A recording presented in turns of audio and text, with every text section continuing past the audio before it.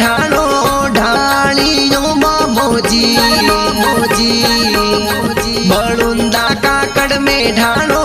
ढालियो मोजी गया है घोड़ लिए असवार जे है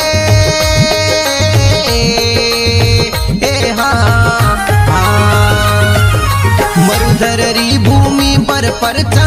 देविया मोजी मरुधररी भूमि पर परचा देविया मोजी परचा रोपाया